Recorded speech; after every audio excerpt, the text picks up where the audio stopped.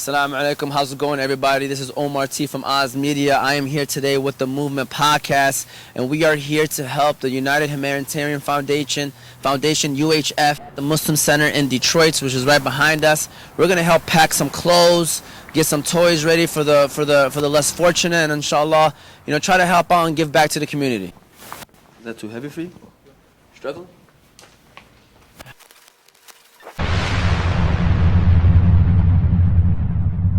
We came to existence back in 2017. That's when we first started. And it happened right after the whole situation, the humanitarian crisis in Yemen came about. And what we do is we basically provide humanitarian assistance, aid, and relief to those who need it. Right now, our current project is a humanitarian closet. So a place that kind of coincides with the same time as a soup kitchen, where people can come or families can come and get what they need, whether it's clothing, hygiene products, jackets, houseware products. And be sifting through donations, organizing them, and just getting the closet ready for its grand opening to serve the public.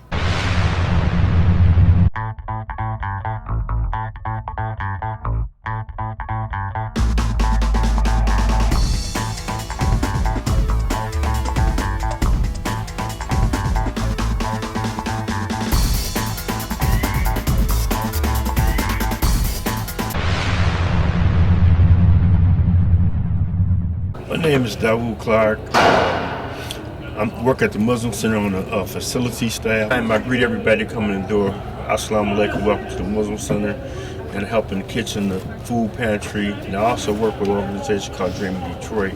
That's who run the reentry program and wraparound services. And I understand the plight of the Muslim prisoners getting out of prison, because me, myself, I was rightfully convicted and wrongfully sentenced. I did 31 years in prison. I am the chairperson of the Majlis here at the Muslim Center, which is our board of directors. And what we do is try to provide services to our community and those that are in our surrounding communities to provide service for their needs, especially post-pandemic. People are still struggling to bounce back from where they were prior to the pandemic.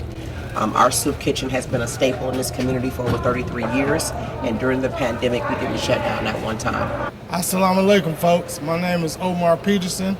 I'm here at the Muslim Center. I run the soup kitchen on Saturday. We only serve halal food, so our mission statement is we don't serve nothing to people that we won't eat ourselves. I'm the Masjid keeper. I'm the one that open up for the Fajr and the Isha Salat and the Maghrib Salat. I open up every day. My name is Hind. I started a couple weeks ago to work with UHF at this humanitarian closet. Iman runs it. Iman was my teacher for 3 years, and me and her were close.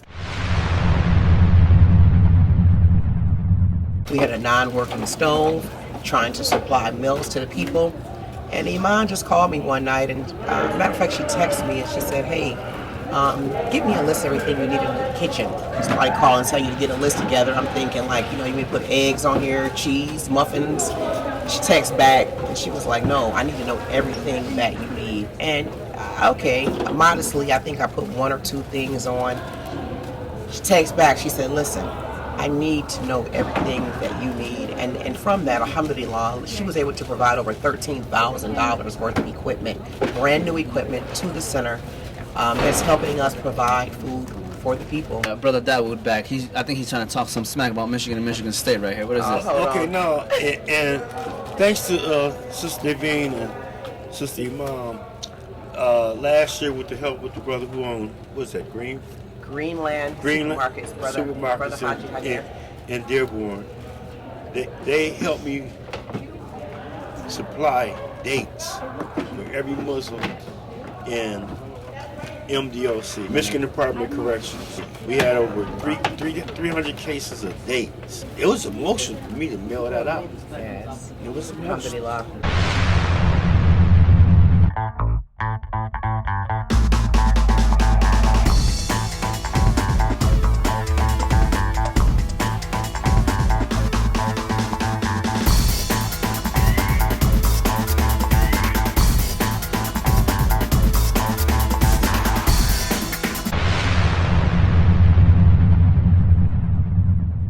I feel like it's always good to give back, you know, especially to the people that don't have it. You feel me? And like, it's always, you know, it's always a good deed. First of all, you know, it's always a good thing. You know, if you feel great doing it after. Be the example. Help see others. The people are gonna see what you're doing. They're gonna, like, you know, follow you, man. Be the leader, then the others will become and be followers. And it's all for the right work, man. You know, you want positivity around the world, and you know, it starts small, then eventually grows. So I feel like community work is very, very key, very key. It's important to give back to the community because like you're helping the needy. You know, gotta help the community. They gotta help you. You know, I feel like it's important because, you know, once you help the community out, there'll be a certain time where they'll help you out as well. You know, obviously you get good deeds as well, getting it. You know, it's just, it feels, you know, you feel better about yourself, you know what I'm saying? I think it's important to give back to the community because obviously it's a good deed, and just being around, you know, a whole bunch of group of other people helping you give back to the community just like builds up a good positive, you know, relationship with everybody. I might have stated earlier that that's part of the pillars of Islam, part of the 5 pillars of Islam. If you remember them 5 pillars, you basically succeed in Islam. Giving is a thread of your heartbeat. What we have today, we should give tomorrow. We're not using special clothes and old shoes and stuff because there's always somebody in need. Well, I'm trying to get to heaven in case anybody wants to know. Seriously. Seriously. It's our responsibility and our duty. I just don't see it no other way. It is important because it's not just about going to work and dealing with in your own family. Certainly that's important. Certainly you have to have time to yourself. But when you find that time when you're just goofing off and you got nothing to do, think about those that are less fortunate. Think about those that really could use your help. Think about the blessings that Allah bestowed upon you to be able to afford to someone else. You know, I encourage them to, you know, stay in school, stay focused, stay humble, and remember the roots. Remember where you came from. Don't lose your culture. Don't lose your religion over the things in life that sometimes will, you know, take you away from reality. My father used to tell me all the time, he used to do like this before I leave the house. He'd say, look, son, he'd snap his fingers. And he'd say, you know what that means? I asked him, no, what that means? He said, that's just how quick you can get in trouble. And it may take you a lifetime to get out of it. So the most important thing, listen to your parents, go to school, be something, you know what I'm saying, and stay positive. Well, keep your faith in Allah and work hard towards goals that you want. You do need an education, but you, based in life, you need a skill if you want to make it. Because the education, it goes away, but that skill, it never leaves you. Pay attention to your elders. You may not like how they say things. You may not always agree how they say things.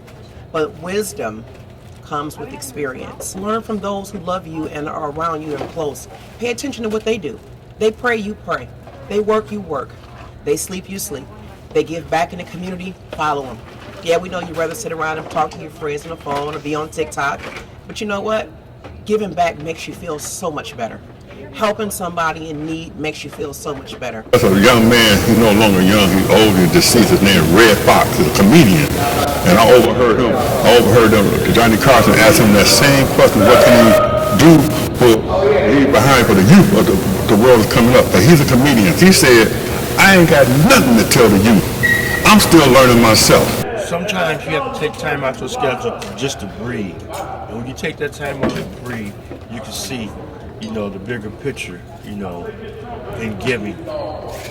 You can see that, you know, there's people out here that might not have, you know, a Michigan jacket or a Michigan State jacket on this day, or, you know, a hijab to wear, you know. So take your time out to breathe and give what you can. You know, I love everything that you said. I love everything that you did, except for one thing, and it's that jacket and the jersey and the hat you got on. Oh, this is a Tom Brady throwback jersey. I gotta respect the Brady. It's rare in life that you make friends, and then friends that, you know, some people come for a little bit, some people stay a lifetime. This lady right here, her and I are friends outside of what we do together and how Allah brought us together. And what I'm grateful for most is that it shows people that despite the fact that we don't have the same culture, we're humans, we share the same faith, and we love people. There's relationships that can be built from that. You know, we don't have to continue to be separate. We don't have to continue to do our deeds just in Dearborn or just in Detroit or just in Michigan. We have Yemen, we have people all over the world that's suffering. And when we can find our common goal and work together, beautiful relationships can be built from that.